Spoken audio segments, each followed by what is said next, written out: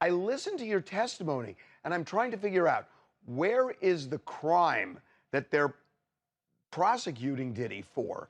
And I'm wondering, when you had your discussions with prosecutors before they called you, did they explain where they were going? Because I was confused about that when you walked off the stand. Honestly, that was my personal experience too, being confused. Hi guys, let's talk about the Punisher.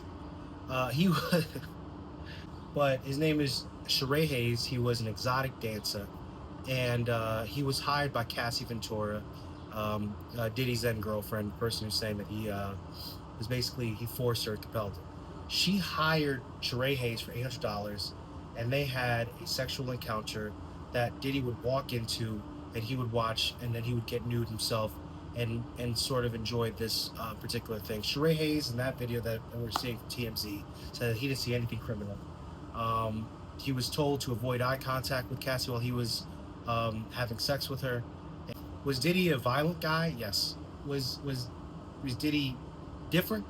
Yes. But again, there's nothing here that's. I mean, I'm not in the jury room and I'm not in the courtroom, and I'm just reading this much as everybody else. And this is not legal advice. It's just a guy studying the bar. But man, this is a very complicated case. I don't think it's that one-to-one, that easy, simple case where Puff Daddy is definitely going to prison. I just don't think that's what the situation is. So keep watching. I'll keep analyzing, keep giving you my perspective, and keep sharing some details with you guys so you don't have to read everything. Love educating. Have a good one, guys. Thank you for listening.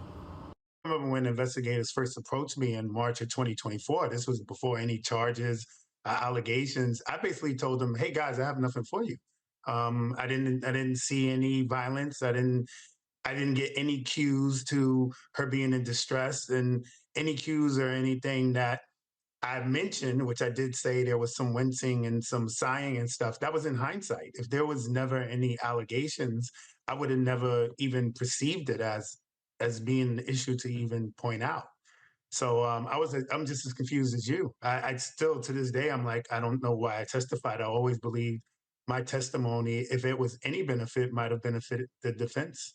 Your initial phone call, you said, look, I don't have anything, but clearly they pressed forward. I'm sure you had several meetings, but there was never anything where they said, look, we're going to call you because we think this will connect to something else. Did they ever try to connect the dots for you? Because obviously you told them you were confused right off the bat. Yeah, I think what the problem was I kept getting passed from investigator to another investigator to ultimately when I was with the attorneys prosecuting, and so um, obviously they relay notes, but I don't think it was communicated aware, and it was never communicated to me what direction they were going, what from my testimony was valuable that they thought helped the case, because me and my own evaluation.